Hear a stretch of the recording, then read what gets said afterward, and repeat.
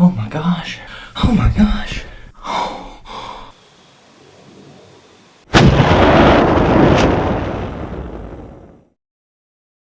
So on this particular piece, growing up, it was really good. It had been cut around the year 2000 or so, and it was in that 5, 6, 7-year-old regrowth. They replanted pines, 5, 6, 7 years old, and we had deer running all over the place when I was a kid. Obviously, I was going with my parents, grandparents. We have a blast seeing 10 to 20 deer in an afternoon in a food plot. Now, I've grown into hunting on my own. The timber started to get older. With the timber getting older and it not really being taken care of, the population dwindled pretty drastically, and so this particular property that I've hunted has gotten tougher and tougher to hunt as I've gotten older, and it just so happens that the more I feel like I know about deer hunting, the harder the deer hunting actually gets.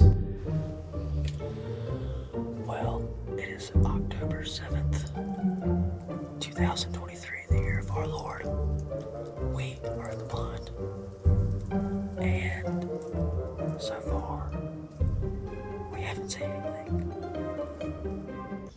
The herd health has been in decline on this particular piece. Again, we lease this land, and so it's not, we can't really have control over the habitat, and so with that, you just kind of have to work with what you have, and that's pretty common in the Pine Belt in Mississippi, and I know a lot of hunters can relate, whether it's a big timber company or landowner or people who really don't care about the property.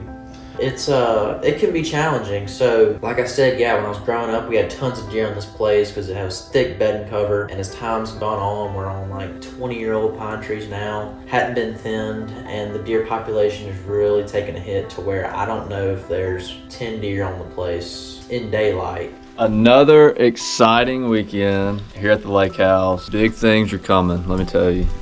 I'm sorry for the jittery camera. I've had the jitters all day. You'd have thought he's drunk about 14 coffees right now, but he hasn't.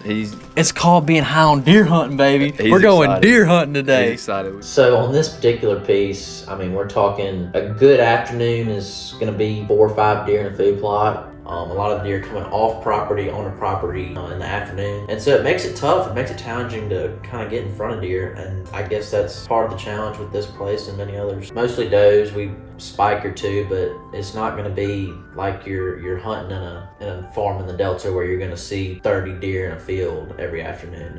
It is hard hunting. It's hunting in the South. It's hunting in Mississippi in the pines. You kind of have to take that with a grain of salt going into it, knowing, hey, I'm not going to see a ton of deer. I just got to hope that I'm running into the right one. Well, guys, yesterday's hunt was a dud because the weatherman is bad at his job.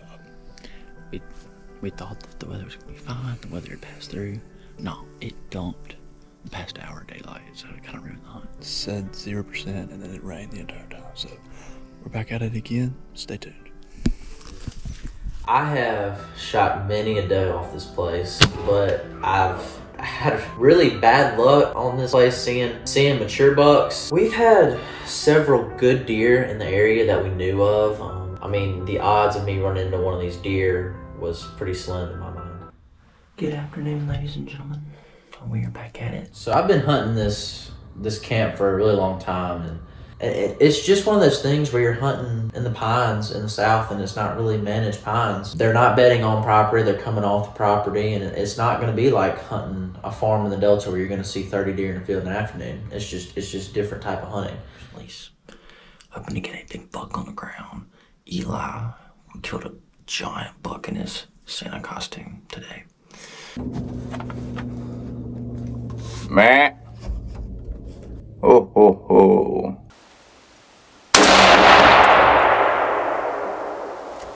Making me a little jealous, so I gotta get out here and prove my worth. On a food plot, there was a deer that came in here this morning that was a good shooter buck. Anyway, I'm gonna shut up and get done because we're in here kind of late. Let's go on the ground, man.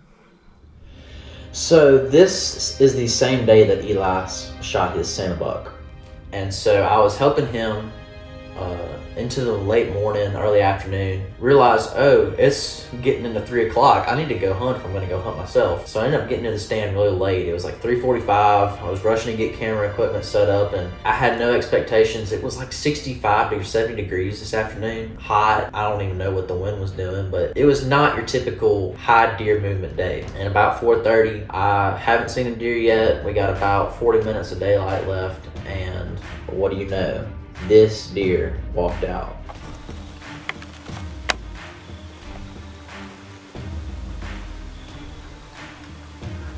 But I said, there's a buck in the plot. And I said, oh, it's a buck, like a buck. And so I got my binos up on him, and I knew what deer it was from his double brow tine. I said, oh, I know exactly what deer this is. And so getting my gun up and making sure that the camera was on, I actually forgot to press record when I initially got on him. So thankfully I did that, or we would have lost that footage. But I was able to do that, got the shot on film, and afterward you can hear me breathing. I was freaking out because this is the biggest deer I've ever killed, and I had no expectations going to the hunt, and then to shoot a deer over 130 inches in Mississippi, let's just say it still hasn't fully set in exactly what that means.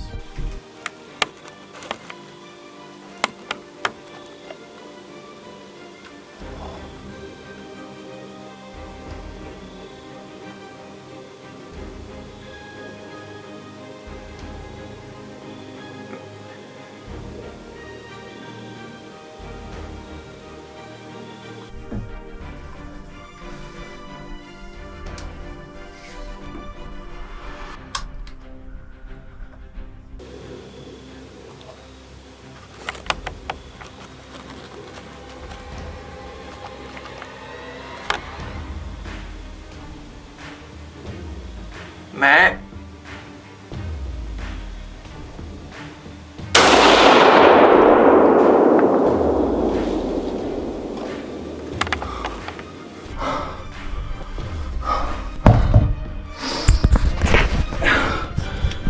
Oh my gosh. Oh my gosh. Oh, you kidding me? He was checking a scrape. Oh my gosh. Please tell me I made a good shot. Oh, he came out, was making a scrape on the very right side of this plot here. Hello? Wilson, Yeah. I saw the picture.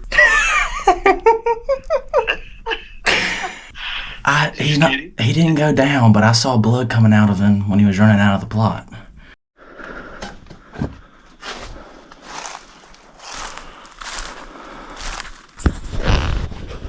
This may be the biggest buck of my life.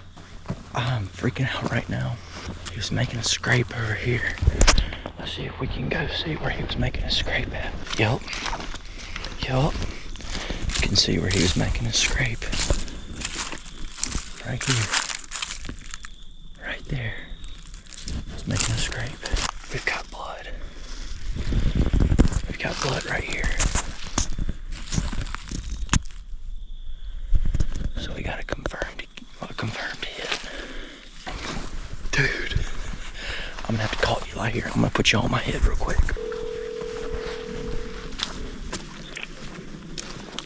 I mean, you got one. Well, Santa may have lost another reindeer. Oh no. Let's go. But he has a beautiful rack. He is super tall. And You shot him pretty early. it was 4:40 probably, and he was checking the scrape, and I didn't even see him till he was raking his antler. And I said, oh, that's a pretty nice deer. I threw the binos on him, and I started shaking. I had the camera on him while he was finishing up his scrape, but I forgot to hit the record button. Luckily enough, I saw that I wasn't recording and got like 20 seconds of him before I shot him.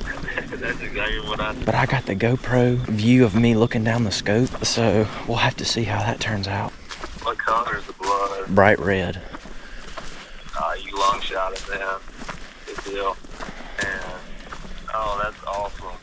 All right, well, I'll send you Send me some pictures pictures when if you I get find some. them. What a day. I mean, what a day. I'll see you in a bit. I'll see you All later. right. Bye. I've not seen any blood yet. I'm just gonna keep walking here for a minute.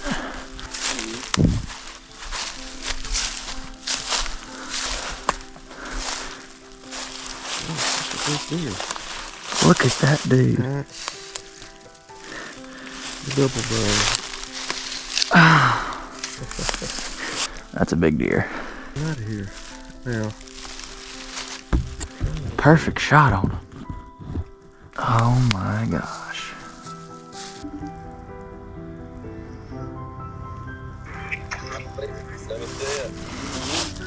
What's it do for you? Yeah. I'd say he do pretty good. He's huge. Anyway, I wanted to show you to him before I loaded him up. Alright. Sounds good. I'll talk to you later. Alright. Bye. Did you find it?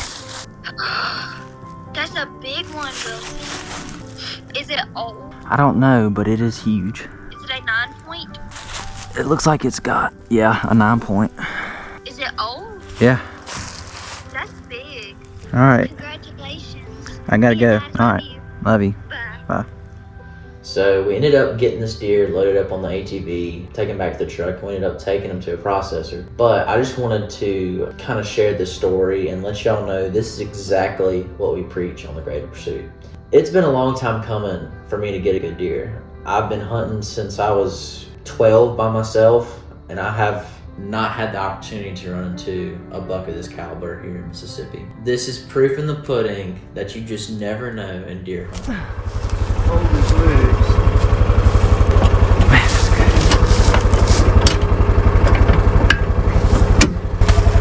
Congratulations, son. Thank you. You're welcome. That's the biggest deer of my life. You can Ever. You can hunt a long time and not get a better one than that. Ever. So, it's a pretty deer. Make sure to like, comment, and subscribe for my biggest deer of my life and its hunting story. I hope you enjoyed. Comment down below some of your favorite hunting stories and some of your favorite deer from your past. Until next time, guys, never settle. Keep pursuing.